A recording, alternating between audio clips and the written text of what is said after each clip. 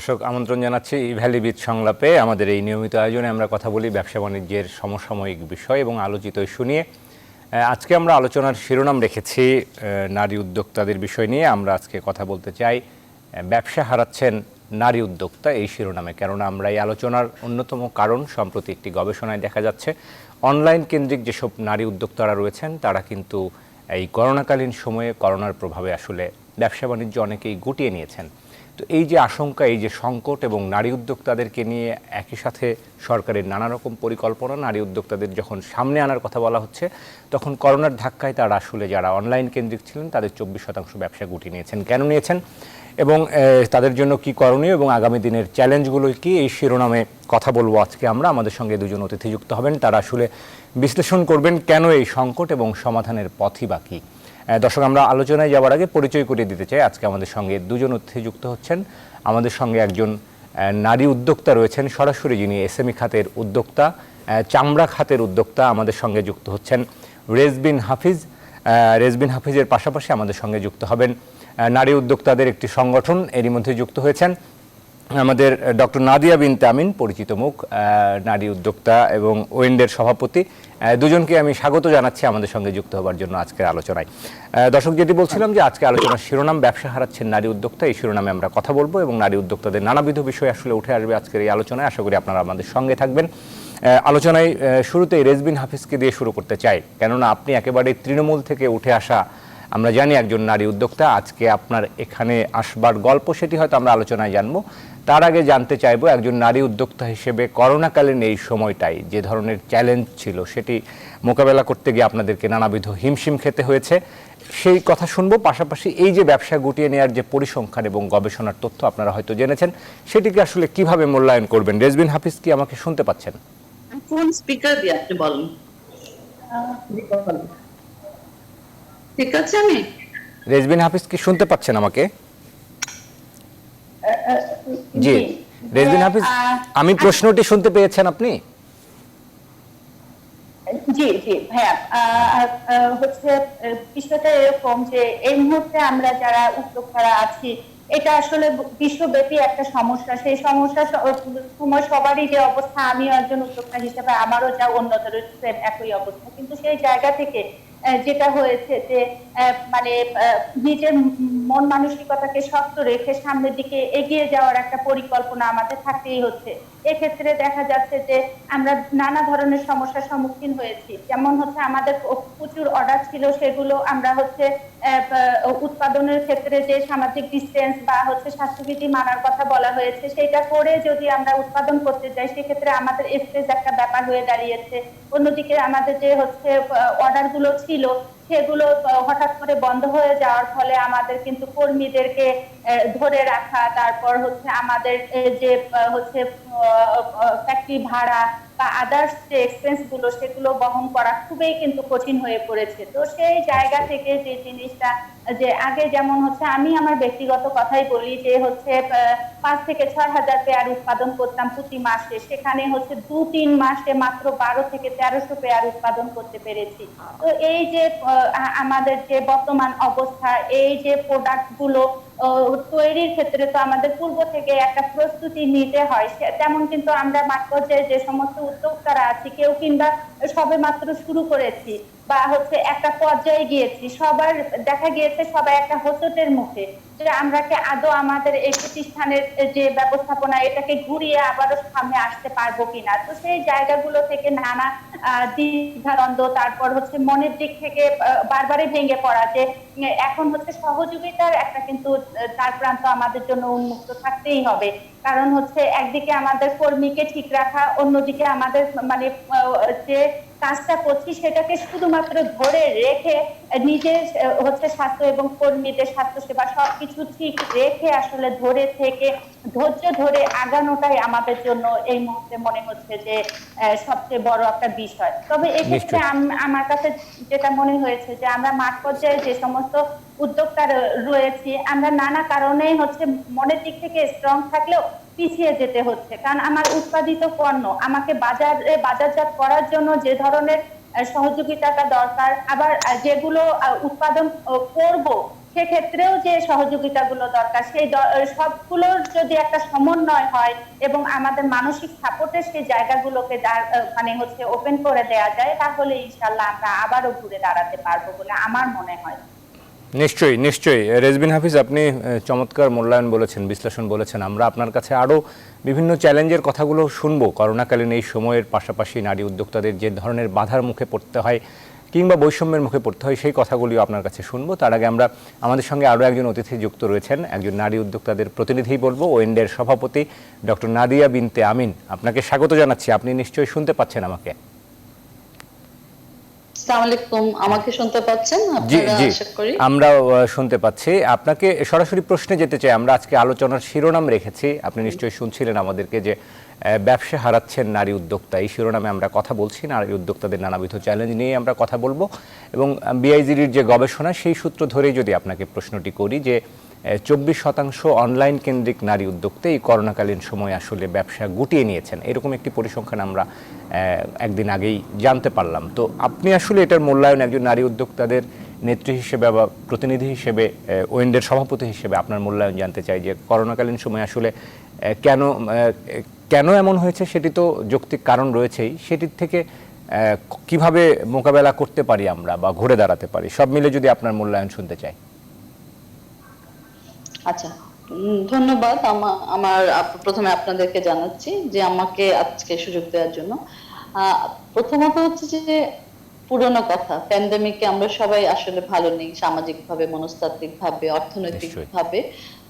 যেটা হচ্ছে যে প্রথম দিকে আমরা খুব মেনে নিয়েছিলাম যে বেঁচে থাকাটাই হবে আমাদের জন্য এবারের প্রফিট, কিন্তু আসলে জীবন এবং জীবিকার দোলাচল যাই বলি না কেন, জীবিকা ছাড়া কিন্তু আসলে জীবন চলবে না। সুতরাং জীবনকে বাঁচিয়ে রাখতে হলে কিছুটা হলেও জীবিকার প্রয়োজন আমাদের আছে। এবং আমরা তো মানুষ, এবং আমি ব্যক্তিগতভাবে নিজেকে একজন মধ্যবিত্ত শ্রেণীর মানুষ মনে করি, এবং আমি যাদেরকে নিয়ে কাজ করি তারাও মধ্যবিত্ত, নিম্ন মধ্যবিত্ত। সুতরাং আমাদের এই শ্রেণীর একটা বৈশিষ্ট্য হচ্ছে যে আমরা কারোর কাছে কখনো হাত পাততে জানি না। হ্যাঁ, আমরা নিজেরা কর্ম গুণে এত দূর আসি, কাজ করে খাই। তো সেই জন্য আমাদের ক্ষেত্রে যেটা প্রযোজ্য, যে আমরা দেখেছি যে আমি একটু ব্যাকগ্রাউন্ড দিচ্ছি এই জন্য যে প্রণোদনার ক্ষেত্রটাকে টেনে নিয়ে বলছি, যে মাননীয় প্রধানমন্ত্রী সবসময় তো আমাদের পাশে আছেন অবশ্যই। উনি কিন্তু আমাদের একটা 20,000 কোটি টাকা যে প্রণোদনাটা দেওয়া হয়েছে এসএমই সেক্টরে, সেখান থেকে 5% কিন্তু নারী উদ্যোক্তাদের দেওয়ার কথা ছিল। তা আমাদের যেটা প্রথম অভিজ্ঞতা, সেটা হচ্ছে আমরা এই 5%-এর আমাদের সদস্যদের মধ্যে আমি বলবো যে একজন শুধু পেয়েছেন, তাও ব্যাংকিং রিলেশনশিপের কারণে, আদারওয়াইজ বাকিরা পাননি। সেই ক্ষেত্রে আমরা এই দিক থেকে যদি বলি যে আমাদের ফিজিক্যাল ব্যবসাগুলো আস্তে আস্তে, যে স্টোর ছিল, প্রতিষ্ঠান ছিল, বাড়ি ভাড়া না দেওয়ার কারণে, কর্মচারী বেতন না দিতে পারার কারণে আস্তে আস্তে আমরা কিন্তু গুছিয়ে নিয়েছি। ওকে, যেহেতু আমি একটা নারী উদ্যোক্তা প্রতিনিধি দলের সদস্য বা কমার্স মিনিস্ট্রি আন্ডারে একটা ট্রেড বডি অ্যাসোসিয়েশন, সেই ক্ষেত্রে আমাদের সদস্যরা জানতে চেয়েছেন যে আপা আমরা এখন কি করব। স্বভাবতই আমাদের তরফ থেকে একটা গাইডেন্স দেওয়ার কথা ছিল, এবং আমরা তাদেরকে বলেছি আপনারা অনলাইনে চলে আসেন। তখন অনলাইন প্ল্যাটফর্মে তারা তাদের ব্যবসাকে শিফট করেছে, কিন্তু দেখা যাচ্ছে যে বেশিরভাগ নারীর ব্যবসার ধরন বদলাতে হয়েছে। হ্যাঁ, কারণ অনলাইনে কিন্তু আপনার হয়তো যে সমস্ত ব্যবসা তারা অনেক ফ্যাশন পণ্য অনেকেই কিনেননি আসলে করোনাকালীন সময়। নিশ্চয়ই জি, করোনাকালীন সময় তাদেরকে দেখা গেছে যে আমরাই সাজেস্ট করেছি, যেমন মৌসুমী ফল, আম, লিচু, অথবা স্বাস্থ্য সুরক্ষার যে সরঞ্জাম রয়েছে। জি, তারপর ধরেন আপনার এই যে সরিষার তেল, মধু, হার্বাল প্রোডাক্টস, এই সমস্ত যেগুলো এখন ভোক্তা পণ্য, যেগুলো চাল, ডাল, লাল আটা, এই সমস্ত নিয়েও তারা ব্যবসায় নেমে গিয়েছে। কারণ তাদের তো আসলে ওই যে বলেছি হাত পাতার মতো অবস্থানে তারা নেই, তাদেরকে আর্ন করতেই হবে। বিকজ আমরা তো এম্পাওয়ারমেন্ট করার জন্য তাদেরকে একটা অর্থনৈতিক ভাবে নির্ভরশীলতার দিকে নিয়ে এসেছিলাম। তো সেইটা ধরে রাখতে হলে এবং সংসার চালানোর জন্য তাদের অবশ্যই একটা অল্টারনেটিভ ছিল অনলাইন। এখন আপনি জানতে চাচ্ছেন যে অনলাইন থেকে কেন আস্তে আস্তে ঝরে পড়ছে।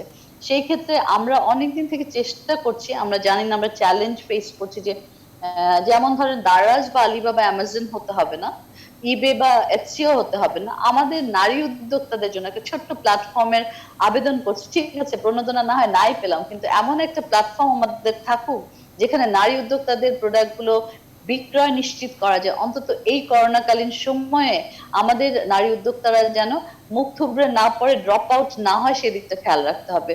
কিন্তু চ্যালেঞ্জ বা আমরা সীমাবদ্ধতার দিক থেকে খেয়াল করেছি যে এই সময় আমরা ঠিক পলিসি মেকারদের কাছ থেকে এই বিবেচনায় কাউকে পাচ্ছি না, যেটা হচ্ছে সামগ্রিকভাবে হয়তো ই প্ল্যাটফর্ম তৈরি হচ্ছে, কিন্তু শুধুমাত্র নারী উদ্যোক্তাদেরকে ফোকাস করে উইথ পলিসি সাপোর্ট আমরা আশা করেছিলাম আর একটুখানি আমরা সহযোগিতা পাবো, যাতে অনলাইনে আমাদের নারী উদ্যোক্তারা বিক্রয় বাড়াতে পারে এবং তারা ঘুরে দাঁড়াতে পারে। জি, নাদিয়া বিনতে আমিন, নিশ্চয়ই আপনি অনেকগুলো বিষয় ফোকাস করলেন, অনেকগুলো বিষয় আসলে পলিসিগত যে বিষয়গুলো নারী উদ্যোক্তাদের ঘুরে দাঁড়ানোর, এবং নারী উদ্যোক্তাদের আরও অনেক চ্যালেঞ্জ আসলে রয়েছে, এখনও নানাবিধ বৈষম্যের কথা আমরা শুনি। এই বিষয়গুলো নিয়ে আমরা কথা বলবো। আপনাদের আজকে দুজনই আসলে নারী উদ্যোক্তা এবং একেবারেই তৃণমূল মানুষদেরকে নিয়ে কাজ করা মানুষ। আপনাদের অভিজ্ঞতা আমরা শুনবো, তবে তার আগে একটা বিরতি নিয়ে আসি, বিরতি থেকে ফিরে এসে আরও শুনবো। দর্শকরা নিশ্চয়ই আমাদের সাথে থাকবেন।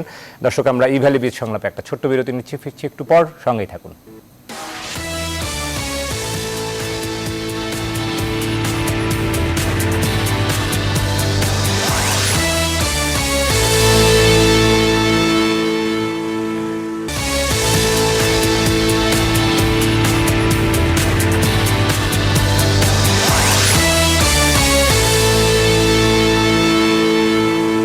দর্শক, বিরতির পর আবারও স্বাগত জানাচ্ছি ই ভ্যালি বীজ সংলাপে। আমরা আজকে কথা বলছি নারী উদ্যোক্তাদের বিবিধ বিষয় নিয়ে। আমরা আলোচনার শিরোনাম রেখেছি নারী উদ্যোক্তাদের, অর্থাৎ চাকরি হারাচ্ছেন অনলাইন উদ্যোক্তারা, যারা ব্যবসা হারাচ্ছেন, সেই শিরোনামে আমরা কথা বলছি। ব্যবসা হারাচ্ছেন নারী উদ্যোক্তারা, বিশেষ করে অনলাইনে যারা ব্যবসা করতেন এই করোনাকালীন সময়ে। আমরা যে গবেষণার তথ্য বলছিলাম, তাদের কিন্তু অনেকেই আসলে 24% তথ্য এসেছে যে ওই করোনাকালে তারা ব্যবসা গুটিয়ে নিয়েছেন। এর কারণ এবং এর চ্যালেঞ্জগুলো কী, এবং আগামী দিনের থেকে বেরিয়ে আসার পথই বা কী, এই নানাবিধ সুপারিশ পরামর্শ নিয়ে আমাদের সঙ্গে দুজন অতিথি যুক্ত রয়েছেন, তারা কথা বলছেন। আমরা শুরুতেই নারী উদ্যোক্তা রেজবিন হাফিজ, আপনাকে দিয়ে শুরু করতে চাই। আপনি চামড়া খাতের একজন নারী উদ্যোক্তা এবং একই সাথে পিপলস ফুটওয়্যার অ্যান্ড লেদার গুডসের স্বত্বাধিকারী। আপনি দেশের বাইরে চামড়া এবং চামড়াজাত পণ্য বিশেষ করে আপনি যে ভ্যালু অ্যাডেড যে প্রোডাক্টগুলো রয়েছে সেটি কিন্তু আপনি নিয়মিত রপ্তানি করেন, আমরা জানি। সেটি আপনার কাছ থেকে একটু জানতে চাইবো যে এখন আপনি বলছিলেন যে আপনার উৎপাদন কমিয়েছেন, তার মানে আপনার দেশীয় বাজারের চাহিদা কি আগের থেকে একটু একটু করে ঘুরে দাঁড়াচ্ছে কিনা? একই সাথে আপনি কি ধরনের চ্যালেঞ্জগুলো ফেস করছেন এই করোনাকালীন সময়ে?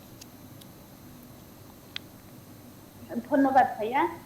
আসলে যে জিনিসটা, হ্যাঁ, দেশীয় বাজারে আগে একেবারে যেমন একটা স্থবির অবস্থার মতো, সেটা পুরো বিশ্বব্যাপী আমাদের দেশেও সেমটাই হয়েছে, কিন্তু সেখান থেকে একটুখানি শিথিলতার দিকে যাচ্ছে এবং আমাদের যে অর্ডার গুলো আমরা মোটামুটি এখন আসতে শুরু করেছে। বিশেষ করে যেমন আমি এখন বেশ কিছু কর্পোরেট অর্ডার পেয়ে গেছি, সেগুলো নিয়ে কাজ করার চেষ্টা করছি। কিন্তু এখন যে বিষয়টা আমার কাছে মনে হচ্ছে যে আমরা অনলাইনেও ঝুঁকেছি, কিন্তু এক্ষেত্রে দেখা যাচ্ছে আমরা যারা ম্যানুফ্যাকচারার একটা অফলাইনে ব্যবসা করছি, তো অনলাইনের ক্ষেত্রে যেটা হচ্ছে যে এসএমই ফাউন্ডেশন বেসিক আমাদেরকে নানাভাবে এইটাকে আবারও প্রশিক্ষণ দিচ্ছে, দিয়ে আবারও অনলাইন প্ল্যাটফর্মের জন্য প্রস্তুত করে নিচ্ছে। তো সেক্ষেত্রে দেখা যাচ্ছে এটাও কিন্তু একটা আমাদের এই হ্যান্ডেলিং এর বিষয়টা, এটাও কিন্তু একটা সময় সাপেক্ষ ব্যাপার হয়ে দাঁড়িয়ে যাচ্ছে। তো সেক্ষেত্রে ওনারা বিভিন্ন প্রতিষ্ঠানের সাথে, এসএমই ফাউন্ডেশন আমাদেরকে বিভিন্ন প্রতিষ্ঠানের সাথে ট্যাগ করে দিচ্ছে এবং সেখানে আমরা যেমন ঐক্য স্টোরের সাথে আমি যুক্ত হয়েছি, তারপরে আনন্দ মেলা, এরকম বেশ কিছু প্রতিষ্ঠানের সাথে আমাদেরকে লিঙ্কেজটা করে দিচ্ছে। তো সেক্ষেত্রে আমরা দেখছি যে সেখান থেকেও বেশ কিছু অর্ডার আসছে, কিন্তু আমরা যারা নতুন, শুধু আমার জন্য বলবো না, যারা নতুন আছি, তো সেক্ষেত্রে দেখা যাচ্ছে যে হঠাৎ করে একটা প্ল্যাটফর্ম, সেখানে নিজেকে দাঁড় করানো এবং নিত্য নতুন প্রোডাক্ট, হয়তোবা আগে এক ধরনের প্রোডাক্ট তৈরি করতো, সেল করতো, সেখান থেকে এখন চাহিদা ক্রিয়েট হয়েছে অন্য টাইপসের প্রোডাক্টের দিকে। তো সেক্ষেত্রে কিন্তু তাকে তার ট্র্যাকটা চেঞ্জ করে আবারও নতুন প্রোডাক্টের দিকে ঝুঁকতে হচ্ছে। তো সেক্ষেত্রে দেখা যাচ্ছে ভাইয়া, পুঁজি কিন্তু একটা মুখ্য বিষয় হয়ে দাঁড়িয়েছে। যে নতুন কোনো করোনাকালীন সময়ের আগে আমরা যে সমস্ত প্রোডাক্ট গুলো ইনহাউস করে রেখেছিলাম, যেগুলো আমাদের চলমান ছিল, সেগুলো কিন্তু এই মুহূর্তে আমরা বাজারজাত ওইভাবে করতে পারছি না। তাহলে এখন বাজারে যেটা চাহিদা আছে সেটা যখন আমরা উৎপাদন করতে যাচ্ছি, সেদিকে একদিকে যেমন আমাদের অর্থের একটা ব্যাপার হয়ে দাঁড়াচ্ছে, অন্যদিকে অনলাইন প্ল্যাটফর্মও যদি হয়, সেখানে আমাদের সেখানেও তো প্রোডাক্ট দিতে হবে, সেখানেও আবার নতুন একটা জিনিস আমাকে তৈরি করতে হবে, সেখানকার জন্য কিন্তু আমার অর্থায়নটা একটা ব্যাপার। আর অন্যদিকে যারা আমি যেমন মনে করছি যে আমি একজন হচ্ছে উদ্যোক্তা যিনি কিনা মাঠ পর্যায়ে কাজ করছি, ম্যানুফ্যাকচারিং এর সাথে যুক্ত, এক্ষেত্রে যেটা দেখছি আমার অর্ডার কোয়ান্টিটি বেড়ে গেলেও কিন্তু আমার এই মুহূর্তে যে ফ্লোরের স্পেসটা সেটা কিন্তু বাড়ানো সম্ভব না, বা আমার 10 জন কর্মীর জায়গায় আমার অর্ডার বেশি হলে কিন্তু 20 জন জায়গাটা আসা সম্ভব না। এটা সামাজিক ডিসটেন্স বজায় রাখা, স্বাস্থ্যবিধি মেনে চলা। রেজবিন হাফিজ, একটা সম্পূরক প্রশ্ন সব করতে মিলিয়ে চাই। ভাইয়া সম্পর্কে একটি প্রশ্ন করতে চাই, শুনতে পেলে আপনি যদি আমাকে শুনতে পান তাহলে, যে এই যে মূলধন সংকটের কথা বলছেন, তার মানে কি এই যে প্রণোদনা প্যাকেজ যে ঘোষণা করা হলো সরকার এসএমই খাতে করলেন, সেটি থেকে কি আপনারা কোনো ধরনের সহায়তা পেয়েছেন কিনা? ভাইয়া এখানে আমি একটু বলতে চাই, সহযোগিতা পাইনি আমি তা বলবো না, মানে সহযোগিতার আশ্বাস পেয়েছি, তবে হচ্ছে সরাসরি যে ওইভাবে ততটা পাইনি। এক্ষেত্রে আমাকে এসএমই ফাউন্ডেশন এবং বেসিক অনেক সহযোগিতা করেছে, তাদের সাথে ট্যাগ করে দেওয়ার বিষয়টা। কিন্তু আমি ব্যাংকের সাথে ব্যক্তিগত অর্থে ঘোরাঘুরি করে যেটা বুঝতে পেরেছি, মানে আমি এটাই শুধু যে যারা অলরেডি হচ্ছে ব্যাংক লোনের সাথে যুক্ত আছে, কিন্তু যারা সম্পূর্ণ নতুন, যাদের একেবারে ব্যাংকের সাথে, সেটা আমার ক্ষেত্রে আমি বলছি না ভাইয়া, যারা একেবারে নতুন তাদের বিষয়টা তারা পরে ভাববেন। তো আমরা যারা নতুন, মানে আমার বিষয়টা না, আমি অন্যদেরটাও আসলে বলতে চাই, তো সেক্ষেত্রে যারা সম্পূর্ণ নতুন হবে তাদেরই তো অর্থটার প্রয়োজন আছে, কারণ হচ্ছে তার ব্যবসাটাকে ঘুরে দাঁড়াতে হলে এখন কিন্তু আগের জায়গায় না দাঁড়িয়ে আমাদেরকে সেই প্রণোদনা, আমি মাননীয় প্রধানমন্ত্রীকে অসংখ্য ধন্যবাদ জানাই যে এটা আমাদের শক্তি এবং সাহস, মানে আমি পাবো কি পাবো না সেটা পরের ব্যাপার, কিন্তু আমাদের এই মুহূর্তে সামনে এগিয়ে যাওয়ার জন্য যে সাহসিকতার জায়গা, সেটা কিন্তু এই প্রণোদনা প্যাকেজ। তো সেই প্রণোদনা প্যাকেজটা যদি আমরা পাই আর সঠিক সময়, এখন কিন্তু ভাইয়া মার্কেটটা ঘুরে দাঁড়াচ্ছে, সেক্ষেত্রে আমরা যদি এখন এটাকে হাতে পাই তাহলে কিন্তু আমরা কাজে লাগাতে পারবো। আর যদি আমরা আবার যতটুকু অর্ডার পেয়েছি ততটুকু যদি ঠিকভাবে আমরা কাজে লাগাতে না পারি, পরে যদি এই অর্থ মানে আমাদের জন্য এখন হয়তো 1 টাকা, তখন যদি 5 টাকাও দেয়া হয় ভাইয়া, সেটা আসলে নিশ্চয়ই রেজবিন হাফিজ চমৎকার অভিজ্ঞতার কথা বলেছেন। আমরা ডক্টর নাদিয়া বিনতে আমিনের কাছ থেকে একটু শুনতে চাইবো, তিনি অনেক নারী উদ্যোক্তাদেরকে নিয়ে কাজ করেন। আসলে এই যে প্রণোদনা তহবিলের কথা রেজবিন হাফিজও বলছিলেন, যে আসলে সবার জন্যই কিন্তু আসলে এই সময়টাই বেশি প্রয়োজন, তারা কিন্তু আসলে সেটি সেভাবে পাচ্ছেন না। তো নাদিয়া বিনতে আমিন, আপনার অভিজ্ঞতা এবং আপনার যাদেরকে নিয়ে কাজ করছেন সেসব নারী উদ্যোক্তারা, আপনিও বলছিলেন যে প্রণোদনার অর্থ আসলে পায়নি, এটি কেন হচ্ছে? এই সময়টাই তো আসলে বেশি প্রয়োজন। একদিকে আমরা বলছি অনলাইনে নারী উদ্যোক্তারা ব্যবসা গুটিয়ে নিচ্ছেন, তো এটি কেন হচ্ছে এবং এটি থেকে আসলে বেরিয়ে আসার পথ কি হতে পারে? ডক্টর নাদিয়া। ধন্যবাদ। আমার রেজবিনের কথা ধরে একটা ছোটবেলা থেকে একটা কথা শুনতাম যে সময়ের 1 ভোর, অসময়ের 10 ভোর, আসলে তাই না? সেরকম প্রেক্ষাপট নিয়ে যদি আজকে কথা বলি, যে আসলে আমাদের প্রণোদনাটা তো এখনই দরকার। আসলে এইটা তো এই মহামারীকালীন ক্রাইসিস, এবং এটা একটা হঠাৎ করে আকস্মিক একটা ক্রাইসিস। সেই সময় যদি আমরা সবাই সবার পাশে দাঁড়াতে না পারি, আমি আবারও বারবার এই মধ্যবিত্ত শব্দটা আমাকে এই জন্য বলতে, আমি একটা স্ট্যাটিস্টিক্স আপনাকে বলতে পারি, যেটা হচ্ছে যে আমাদের দেশের প্রায় 28% money is at hand of the 5% people. 5% লোকের হাতে 28% টাকা ইকোনমির। তাহলে তারা আমাদেরটা বুঝবেন না। আর যারা একদমই নিম্নবিত্ত, তারা তো ত্রাণ সাহায্যের মধ্যে দিয়ে যাচ্ছে, তারাও অবশ্যই কষ্টের মধ্যে আছেন, কিন্তু তাদের এভাবে উপলব্ধিটা করতে পারে না, কারণ মধ্যবিত্ত যে মূল্যবোধ, ভ্যালু সিস্টেম, বিলিভ, সেগুলো আমাদের অনেক দিক থেকে কিন্তু আমাদের আত্মসম্মানটা অনেক বেশি। আমি সবার আত্মসম্মানের প্রতি রেসপেক্ট রেখে বলতে চাই যে আমাদের একটা ডিফারেন্ট ভ্যালু সিস্টেম নিয়ে আমরা বড় হই আসলে। হ্যাঁ, তো সেই জন্য আমরা চাই যে এই ডিক্লেয়ার্ড প্রণোদনাটা যদি সহজ ভাবে আমাদের কাছে এসে, সহজ বলতে লেজিটিমেট ওয়েতে আমাদের হাতে এসে পৌঁছতো, তাহলে আমরা এই আমাদের সমস্ত নারী উদ্যোক্তারা ঘুরে দাঁড়াতে পারতেন। একটা হচ্ছে যে রেজবিন তো এক্সপোর্ট ওরিয়েন্টেড কাজ করছেন, আর আমাদের তো লোকাল অনেকে রয়েছেন। এক্স্যাক্টলি, এবং তৃণমূল থেকে শুরু করে আপনার মধ্যম পর্যায়ে, এবং সবাই কিন্তু ব্যবসা চেঞ্জ করছে।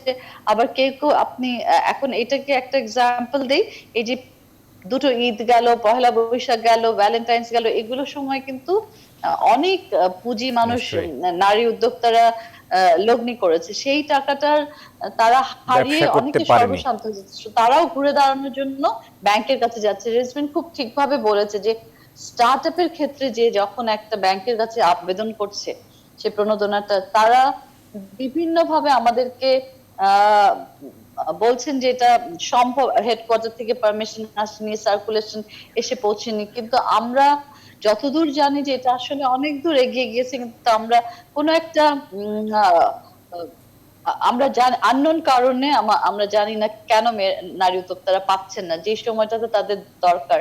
তো আমি বিশেষভাবে রিকোয়েস্ট করেছি বাংলাদেশ ব্যাংকে, এফবিসিসিআই তে চিঠি লিখেছি, বাংলাদেশ ব্যাংকে চিঠি লিখেছি, বাণিজ্য মন্ত্রণালয়কে, এসএমই ফাউন্ডেশন, সবাইকে চিঠি লিখেছি যে আসলে আপনাদের যাদের টাকা আছে তারা যদি এই লোনটা অ্যাভেইল করে নিয়ে যায়, তাহলে কিন্তু আমাদের যাদের জন্য এটা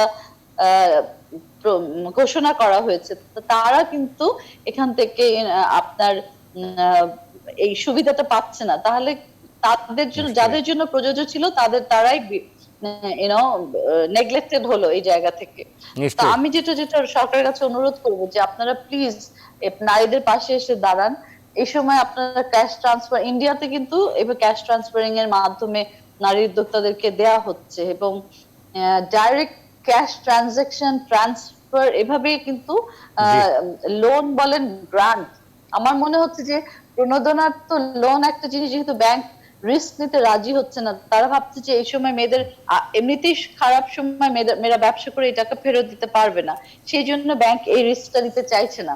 সো আমার পলিসি মেকারদের কাছে একটা বিশেষ অনুরোধ যে আপনারা প্রপার জায়গা বের করে খুঁজে গ্র্যান্ট দিয়ে দেন। অনেক গ্র্যান্ট কিন্তু আমরা অনেকভাবে ডিস্ট্রিবিউট করি, তো এই 7.8 মিলিয়ন নারী উদ্যোক্তার জন্য কিছুটা গ্র্যান্ট যদি আপনারা দেন, সেটা যদি, আর মেয়েরা কিন্তু সবসময় টাকা গ্র্যান্ট হলে তো ফেরত দিতে হয় না, কিন্তু ছোট সুদে, যেটা অল্প সুদে, স্বল্প সুদে যে ঋণটা দিতে চাচ্ছিলেন সেটাও যদি দেন, নারীরা কিন্তু কখনো ডিফল্টার হয় না আজ পর্যন্ত নিশ্চয়ই বাংলাদেশে।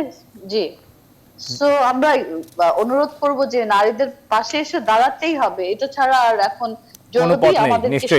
নিশ্চয়ই ডক্টর নাদিয়া, নিশ্চয়ই নারী উদ্যোক্তাদের পাশে দাঁড়াতেই হবে, কারণ তা অর্থনীতির সবচেয়ে প্রাণ সঞ্চারী খাত আমরা জানি এসএমই, এবং সেই এসএমই কে আসলে গতিশীল করতেই হবে।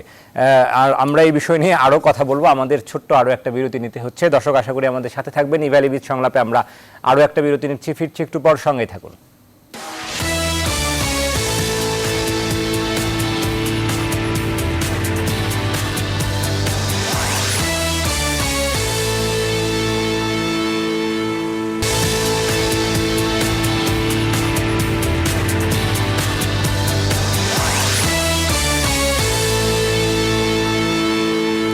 দর্শক আপনারা দেখছেন ইভ্যালিবিদ সংলাপ। আমরা আজকে কথা বলছি ব্যবসা হারাচ্ছেন নারী উদ্যোক্তা এই শিরোনামে কথা বলছেন। আমাদের সঙ্গে দুজন অতিথি যুক্ত হয়েছেন, এর মধ্যে তারা বিশ্লেষণ করেছেন তারা আসলে কী ধরনের সংকট এবং চ্যালেঞ্জের মধ্য দিয়ে যাচ্ছেন। করোনার প্রভাবে আমরা যখন বলছিলাম যে 24% নারী অনলাইনে ব্যবসা গুটিয়ে নিয়েছেন, তো এখান থেকে আসলে বেরিয়ে যাওয়ার পথ তারা মূলত আজকে ফোকাস করেছেন যে পুঁজির যে সংকট, মূলধনের সংকট, এবং এই যে প্রণোদনার অর্থ সেটি আসলে স্বতঃস্ফূর্তভাবে সহজভাবে না পাওয়া, সেক্ষেত্রে সরকারের পলিসিগত সাপোর্ট আরও বেশি প্রয়োজন। আমরা সরাসরি সংক্ষেপে রেজবিন হাফিজ আপনার কাছে জানতে চাই যে আসলে পরিস্থিতি নিয়ে আপনারা বলছিলেন, সংকট নিয়ে বলছিলেন, এখন আমাদেরকে এর মধ্যেও হেঁটে যেতে হবে, ঘুরে দাঁড়াতে হবে। নারীদের সাফল্যের গল্প আমরা জানি, কি করে ঘুরে দাঁড়ানো যেতে পারে সংক্ষেপে স্পেসিফিক করে যদি বলেন সুনির্দিষ্ট কিছু পরামর্শ। ধন্যবাদ ভাইয়া। আমার কাছে মনে হয় যে আমরা যারা মাঠ পর্যায়ে কাজ করছি, আমাদের যে অর্থ যে কোনো অবস্থায় হোক, যেহেতু আমাদের অর্ডার গুলো আসতে শুরু করে দিচ্ছে, অর্থের প্রয়োজনীয়তা যথেষ্ট। তো এক্ষেত্রে আমরা ব্যাংকের যে কার্যক্রম গুলো দেখছি, সেখানে যে আসলে অর্থ পাবার বিষয়টা খুবই কঠিন হয়ে পড়েছে।